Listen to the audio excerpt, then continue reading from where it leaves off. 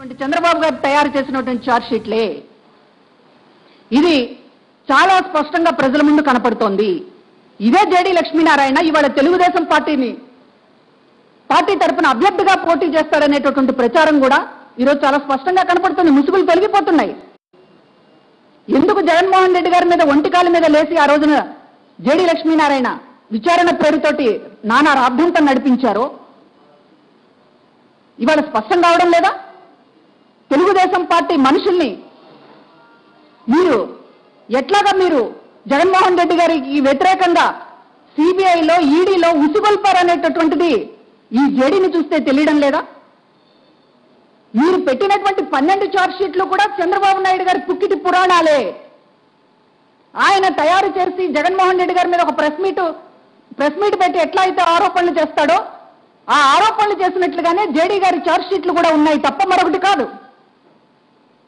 ఇట్లాంటి సందర్భంలో ఇవాళ ఎన్నికల ముందు మళ్ళా ఏదో దాచినటువంటి ఒక లెటర్ బయట పెట్టినట్లుగా ఇవాళ మాట్లాడుతూ ఉన్నారు. ముందు విచారణ జరగాల్సింది ఈ లెటర్ ఎందుకు ఎట్లా బయటకు వచ్చింది అనేటటువంటిది. చంద్రబాబు నాయుడు గారు ఇప్పటికీ కూడా ఇవాళ ఈడీని ఎట్లా వాడుకుంటున్నాడు అనేటటువంటి దాని మీద విచారణ జరగాల్సినటువంటి అవసరం ఉంది. ఎంతగా ఈడీని వాడుకోకపోతే చంద్రబాబు నాయుడు గారి విదేశీ పర్యటనల మీద ఈడీ ఎందుకు ఫోకస్ పెట్టలేదు ఇంతవరకు? సింగపూర్ పర్యటనల పేరుతోటి ఏ విదేశీ బ్యాంకు ఖాతాలలో అకౌంట్లు సరిచూసుకోవడానికి వెళ్తున్నాడు అనేటటువంటిది ఎప్పుడైనా ఈడీ పరిశీలన చేసిందా అని చెప్పి అడుగుతూ ఉన్నాం.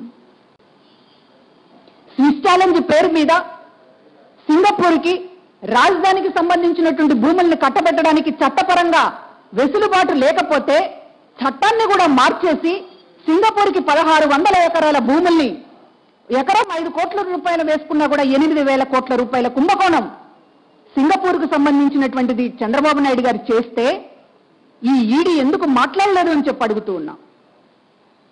ఈడీ సిబిఐ అనేటటువంటిది చంద్రబాబు నాయుడు గారి జేబు సంస్థలుగా ఎప్పుడో మారిపోయినటువంటి విషయం మేము ముందు నుంచి చెప్తూ ఉన్నాం. ఇవాళ అదే విషయం మరొకసారి నిరూపణ అయింది. అదేవిధంగా ఇవాళ భూముల కేటాయింపులు ఈ ప్రభుత్వం వచ్చిన తర్వాత జరిగినటువంటి 4,000 కోట్ల రూపాయల భూముల కేటాయింపులు, అసలే ఒక కొత్త రాష్ట్రం, ఇంకా ఒక శాశ్వత భవనం లేదు, ఒక శాశ్వత కట్టడం లేదు,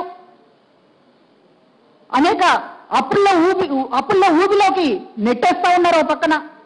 అట్లాంటి రాష్ట్రానికి సంబంధించినటువంటి దాంట్లో ఏమీ లేకుండానే 4,000 కోట్ల రూపాయల భూ కుంభకోణాన్ని నిర్వహించి ఇవాళ లోకేష్ ఫ్రెండ్స్కి లేకపోతే చంద్రబాబు నాయుడు గారి బంధువులకి వాళ్లకు సంబంధించినటువంటి కంపెనీలకి దారాదత్తం చేసి దానిపైన విచారణ జరగకుండా చూసుకుంటున్నటువంటిది ఎవరు అని అడుగుతూ ఉన్నాం. జగన్మోహన్ రెడ్డి గారి మీద క్రిస్టల్ క్లియర్గా ఉన్నాయి. మీ ఛార్జ్ షీట్లు ఉన్నాయి, కోర్టులో విచారణ జరుగుతోంది, దానికి సంబంధించినటువంటి అన్నీ కూడా ఉన్నాయి. కానీ విచారణను అడ్డుకుంటున్నారు ఎవరిక్కడ? విచారణ జరగకుండా సిబిఐ చాటున ఈడీ చాటున దాక్కుంటున్నది ఎవరు అని చెప్పి అడుగుతూ ఉన్నాం. ఇవాళ కేంద్ర ప్రభుత్వం ఇన్ని రోజులు మీ అవినీతి మీద విచారణ జరిపే అవకాశమే ఇవాళ కేంద్ర ప్రభుత్వం తీసుకోలేదంటే ఎవరు బీజేపీతో అంటకాగుతున్నారు? అదేవిధంగా ఇవాళ జగన్మోహన్ రెడ్డి గారి మీద నిన్న మొత్తం కూడా ఏదో 6 పేజీల లెటర్ అని రిలీజ్ చేశారు. నిన్నంతా ఇవాళంతా కూడా తెలుగు కొన్ని పత్రికలు పండగ చేసుకున్నట్లుగా సేమ్ సీన్ 2014కి ముందు ఎట్లా చేశారో ఇవాళ అదే పద్ధతిలో జగన్మోహన్ రెడ్డి గారి మీద ఇవన్నీ మాట్లాడుతూ ఉన్నారు.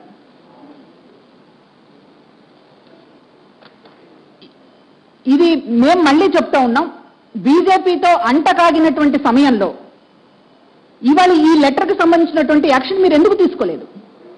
కేంద్ర మంత్రులు మీరు ఉన్నారు అక్కడ, ఈడీలో మీ మనుషులు ఉన్నారు, మీ మనుషులు ఉన్నారని మేము స్వయంగా ఫిర్యాదు చేశాం.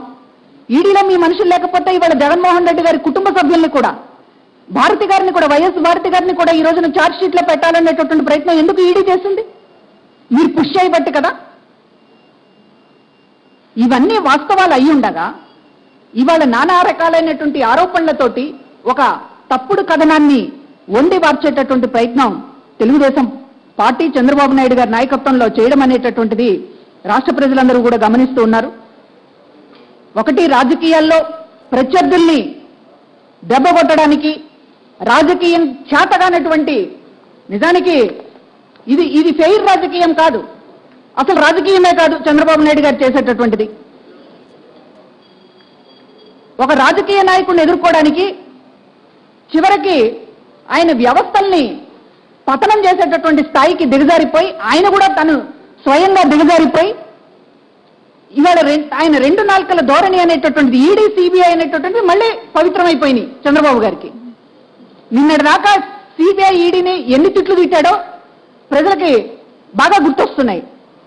సిబిఐ ఈడీ అంటేనే అవి పతనమైపోయినటువంటి వ్యవస్థలు, అసలు మా రాష్ట్రం జోలికే రాకూడదు అనేటటువంటి మాట్లాడినటువంటి మనిషి ఇవాళ జగన్మోహన్ రెడ్డి గారి విషయంలో మళ్ళీ సిబిఐ ఈడీ అనేటటువంటిది ఎట్లా పవిత్రమవుతున్నాయి అనేటటువంటిది గమనించవలసిందిగా కోరుతూ ఉన్నాం.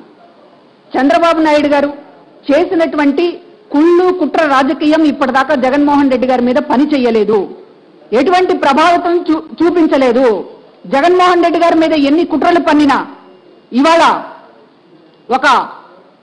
ఒక బలమైనటువంటి శక్తిగా చంద్రబాబు నాయుడు గారు కూడా గాబరాపడి, లోకేష్ గారు గాబరాపడి 10 రోజుల నుంచి కనిపించడం లేదు బయటకు. అసలు ఎక్కడ ఆయన ఐటీ శాఖ మంత్రి అయ్యుండి ఐటీ శాఖకు సంబంధించినటువంటి డేటా చోర్యం కేసులో మాట్లాడడానికి ముందుకు రానటువంటి పరిస్థితి, అసలు ఆయన ఎక్కడ పోటీ చేస్తాడో ఇంతవరకు క్లారిటీ రానటువంటి పరిస్థితి.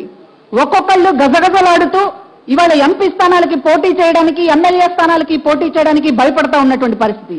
సాక్షాత్తు ముఖ్యమంత్రి కుమారుడు తెలుగుదేశం పార్టీ యువరాజా వారు కనీసం బయటికి రావడానికి కూడా ధైర్యం చాలక గడగడలాడుతున్నటువంటి పరిస్థితి.